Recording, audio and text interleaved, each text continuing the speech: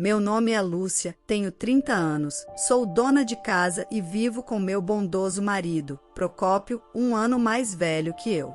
Não temos filhos. Havíamos falado sobre ter filhos antes de casar, mas não aconteceu. Após alguns exames, descobrimos que tenho uma doença que dificulta engravidar. Discutimos por dias sobre fazer tratamento, mas Procópio disse: estou feliz, enquanto puder viver feliz com você, mesmo sem filhos. Então, não quero que você se preocupe demais. Meus sogros também disseram: só queremos que vocês dois sejam felizes, apoiaremos qualquer decisão de vocês. Lembro que me disseram isso com gentileza, o que me fez chorar. Até então, eu sentia pena de Procópio e meus sogros, mas ao ouvi-los, pensei: talvez eu não precise me sentir culpada. Minha família, Procópio e meus sogros, disseram que estava tudo bem não ter filhos. Quando comecei a pensar assim, minha preocupação diminuiu e me senti mais tranquila. No entanto, a preocupação não desapareceu completamente por causa dos meus pais. Eles se preocupam com o que os outros pensam e sempre trazem o assunto de filhos quando nos vemos. Procópio e meus sogros entendem, então planejamos viver juntos sem filhos. Mesmo explicando isso, meus pais diziam: não querem nos dar netos? O que vamos dizer quando os vizinhos perguntarem: sua filha mais velha ainda não teve filhos? Procópio também tentou explicar, mas eles não ouviram. Você é um fracasso. Gostaria que aprendesse com sua irmã Maria. Meus pais sempre me comparavam com minha irmã Maria, 1 ano mais nova. Desde o começo, preferiam ela a mim e o assunto dos filhos parecia acelerar isso. Maria não era só inteligente, mas também atlética e querida por todos. Nunca se gabava de suas habilidades, sempre era humilde e de bom caráter. Eu também gostava dela e tínhamos uma boa relação. Eu quase não falava com meus pais, mas Maria e eu mantínhamos contato de vez em quando. Ela tem um filho chamado Cauê, que agora tem 6 anos. À medida que ele crescia, ficou evidente que tinha um transtorno de desenvolvimento, por isso ela se divorciou do marido. Irmã, por favor, mantenha isso em segredo para mamãe e papai.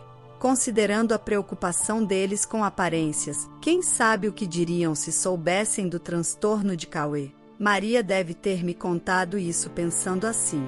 Claro, aceitei, e enquanto escondíamos de nossos pais, ajudei a criar seu filho como mãe solteira. Então, um dia, recebi uma ligação da polícia no meu celular. Você é irmã de Maria?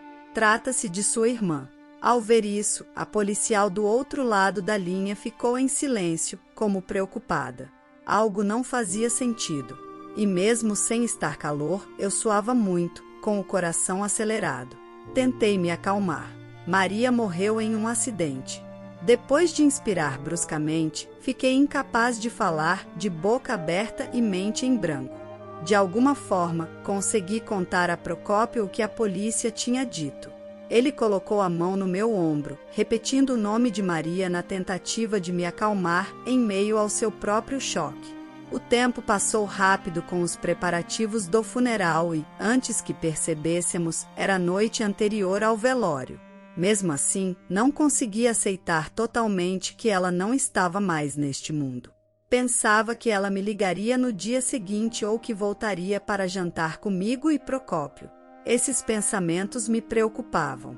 Perguntava-me a qual funeral estava assistindo.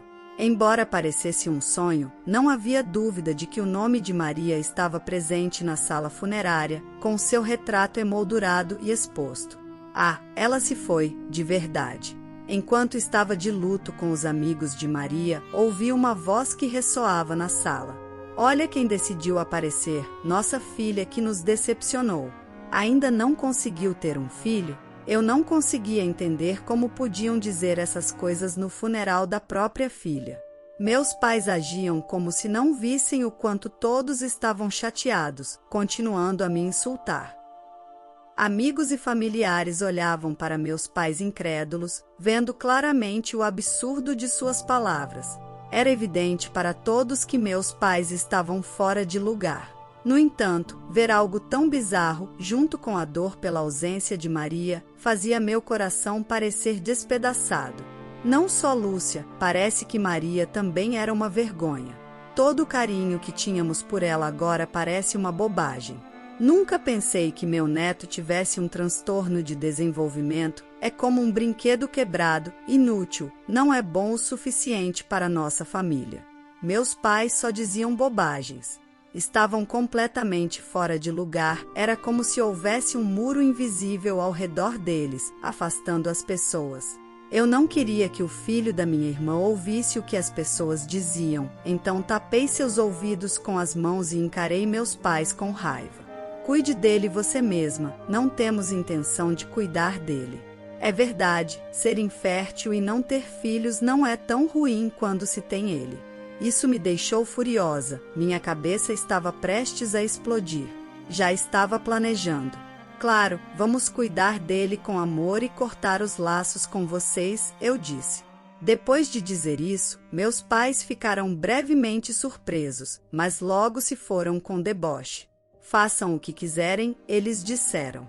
10 anos depois, Cauê havia completado 16 anos. Embora no começo parecesse inseguro e fora de lugar vivendo conosco, agora parecia se sentir completamente à vontade. Ele havia crescido rapidamente, superando-me em altura. Cauê ainda não é tão alto quanto Procópio, mas está quase lá, crescendo como um louco. Havia uma pessoa estranha rondando nossa casa um dia, depois do trabalho. Procópio parecia bastante estressado e me contou sobre uma pessoa que viu usando um casaco com capuz bem profundo. Ele não conseguia dizer se era um homem ou uma mulher, ou a idade da pessoa. Parecia estar procurando alguém, olhando para os rostos dos transeuntes antes de desviar rapidamente o olhar. Parece que estava procurando alguém. Se você sair, Lúcia, por favor, tome cuidado.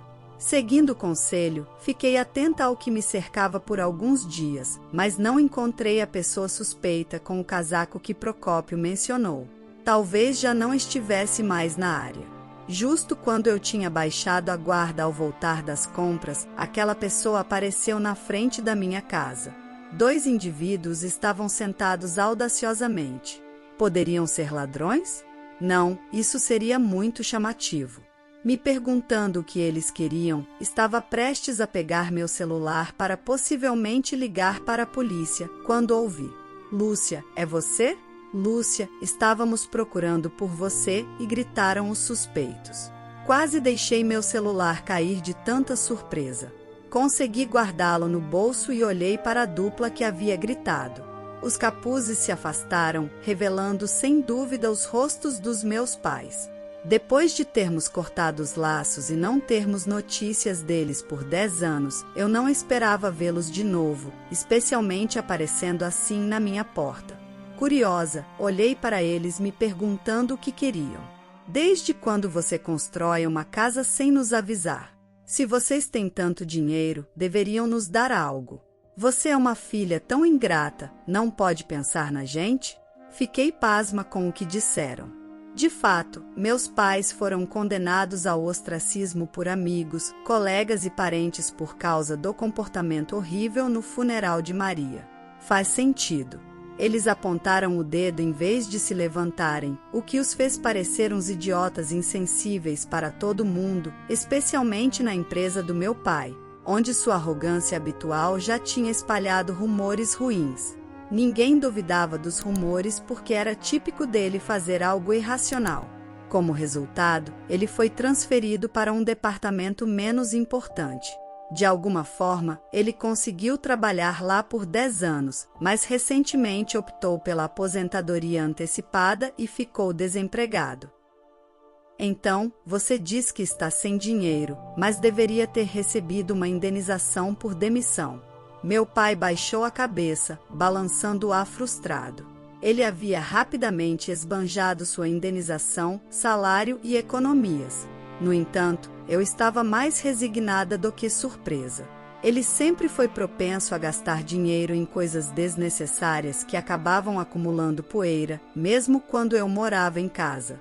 Presumivelmente, ele gastou todo o seu dinheiro esquecendo a futura falta de renda e veio depender de mim quando percebeu que não tinha dinheiro para as despesas diárias.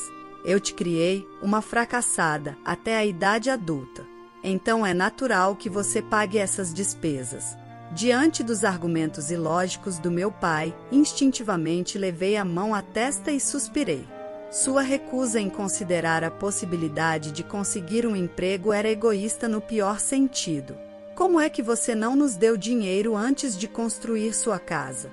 Seu filho, Cauê, é um desastre, mas vocês têm hipoteca, minha mãe falou sem sentido. No entanto, pareciam estar mal interpretando algo. Não pedimos nenhuma hipoteca. O quê? Minha mãe inclinou a cabeça com uma expressão confusa. Olhei para meu pai, que refletiu a expressão dela. Essa casa foi possível graças a Cauê. O quê? O que você quer dizer? Decidi explicar toda a história para meus pais. Cauê se deu muito bem com programação e usou sua capacidade de concentração para criar aplicativos online. Desde pequeno, ele se interessava por máquinas e muitas vezes observava atentamente o computador da família. No começo, eu trabalhava de casa com um computador e, um dia, ao me ver, ele expressou o desejo de tentar também. Então, deixei que ele começasse com jogos simples. À medida que aprofundava seus conhecimentos e ganhou seu próprio computador, ele ficou ainda mais aficionado. Um de seus aplicativos se tornou um sucesso, permitindo-nos levar uma vida confortável e feliz. Claro, nem todos os lucros do aplicativo foram gastos na compra da casa. A maior parte foi economizada. Pensamos em usar para as despesas de educação e manutenção de Cauê para que ele possa se concentrar no que gosta. Bom, se ele é um garoto tão incrível, você deveria ter nos dito antes. De repente, a atitude da minha mãe mudou drasticamente e ela começou a falar com uma voz doce, forçando um sorriso enquanto os lábios tremiam ligeiramente e meu pai fazia gestos exagerados com as mãos. Uma fracassada como você não pode cultivar o talento de Cauê, nós o acolheremos. Eles tinham esquecido o que disseram no funeral de Maria. Ver esse comportamento doentio era insuportável. Do que vocês estão falando? Antes diziam coisas horríveis. Meus pais me encurralaram enquanto eu recuava. Sem transeuntes ao redor, não havia ninguém para pedir ajuda. Justo quando eu olhava ao redor, perguntando-me o que fazer, eu ouvi. O que estão fazendo? Ressoou a voz fria de Procópio. Antes que eu percebesse, ele estava ao meu lado, passando um braço pelo meu ombro. Cala a boca e deixe-nos ver Cauê. Isso não será possível, por favor, voltem para casa. Sua atitude decidida intimidou momentaneamente meus pais, mas logo eles recobraram a compostura, me olhando com dureza e exigindo que os deixasse entrar em casa. Pare. Se vocês pensam em ficar aqui por mais tempo, vou chamar a polícia. Meus pais saíram a contragosto, mas eu não podia evitar a sensação de que eles não desistiriam tão facilmente. Minha previsão logo se confirmou, pois reapareceram alguns dias depois, vestidos com os mesmos casacos suspeitos. Desta vez, no entanto, havia uma razão particular para termos planejado nos encontrar com eles, então a chegada deles foi realmente conveniente. Deixem-nos entrar, queremos ver Cauê. Quando os deixei entrar, com cara de desconcerto, entraram na nossa casa como se fosse deles, inspecionando tudo, desde a televisão da sala até o vaso, a coleção de mangás de Procópio e a estante cheia de livros de programação de Cauê. Mexiam em tudo sem pedir permissão, demonstrando um irritante senso de direito. Preparei café para vocês, por favor, sentem-se. Só depois que eu os convidei a sentar, eles pararam a inspeção invasiva e se sentaram na mesa de jantar. Meus pais sentaram ao meu lado, com Cauê e Procópio em frente. Tinha medo que tentassem afastar Cauê se ele se sentasse na ponta. Você sabe por que estamos aqui hoje, não sabe? É por causa do Cauê. Claro, sabíamos que eles estavam aqui por isso, Procópio e eu. Afinal, não foram eles que disseram que não tinham intenção de cuidar do Cauê? Ainda lembro das duras palavras que soltaram no enterro. Disseram claramente que não tinham a intenção de cuidar de Cauê. Procópio, com sua boa memória, deve lembrar disso tão bem quanto eu. Vamos, Cauê, por que você não vem viver com a gente? Criamos sua mãe, Maria, com muito amor. Minha mãe começou a relatar com fervor o amor que derramaram sobre Maria desde que ela era criança, como nunca se irritavam com ela e compravam livros, brinquedos, roupas e acessórios, tudo o que ela queria. Celebravam seus aniversários com grandes festas em casa. Eu me lembrava do que minha mãe contava, mas também de como ela descontava injustamente em mim, como se eu tivesse culpa de algo que não fiz, e de como nunca recebia presentes apropriados deles. Maria também parecia preocupada com o favoritismo deles. Quando me repreendiam injustamente, ela chorava e se desculpava, dizendo: "Desculpe, irmãzinha, é culpa minha." E, em ocasiões como meu aniversário, ela o celebrava em segredo comigo, me presenteando com lindos acessórios para cabelo ou cosméticos comprados com sua mesada. Maria percebeu que algo estava errado no comportamento dos nossos pais e cresceu normalmente e com bondade, sem se deixar influenciar pela mentalidade deles. Ao que parece, meus pais confundiram isso com o resultado de sua boa criação. Viu? Assim como criamos Maria para ser uma menina tão amável, vamos criar você da mesma maneira. Meus pais lançaram um olhar esperançoso para Cauê. No entanto, ele fez uma cara de perplexidade e nos perguntou, a Procópio e a mim: "Quem são essas pessoas?" Fazia 10 anos que ele não os via, e talvez devido à falta de dinheiro, a aparência deles tinha envelhecido drasticamente e se tornado descuidada. Por isso era compreensível que ele não os reconhecesse. Chocados por terem sido esquecidos, meus pais ficaram mudos, com a boca se abrindo e fechando sem palavras. Congelados, inclinados sobre a mesa, Procópio lhes entregou algo. Meu pai, notando primeiro, lentamente virou o olhar e abriu o envelope para tirar o conteúdo. "O quê? Como você conseguiu isso?" Minha mãe, incitada pela voz surpresa do meu pai, olhou e ambos viram os documentos que comprovavam suas dívidas de jogo. Procópio havia suspeitado desde o início sobre as identidades dos indivíduos suspeitos e contratou uma agência de detetives para investigar. Não podemos entregar o Cauê, não só pela instabilidade financeira de vocês, mas também porque não são confiáveis como pessoas. O tom de Procópio era severo, uma raridade quando ele se dirige aos mais velhos, transmitindo sua raiva. Além disso, já cortamos os laços. Então, não devemos nada a vocês. Procópio assentiu firmemente. Mantenham-se longe do nosso precioso filho, Cauê.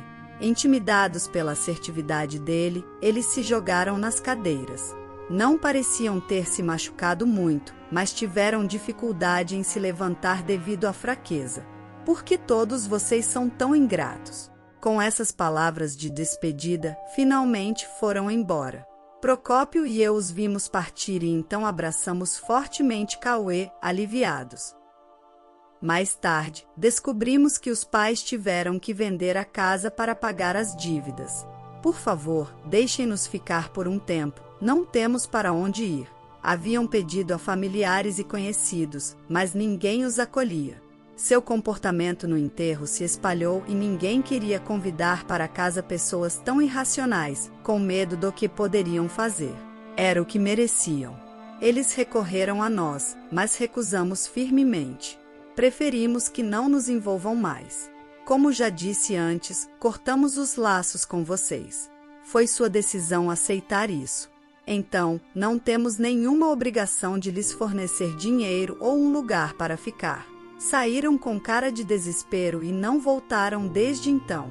Dissemos que chamaríamos a polícia se voltassem, e isso pareceu assustá-los. Sem um lugar para ficar, começaram a viver quase como indigentes, incapazes de conseguir um emprego devido à idade e sobrevivendo dia a dia com trabalhos temporários. Havia um casal de meia-idade olhando ofertas de emprego na mercearia, mas saí antes de saber se eram meus pais.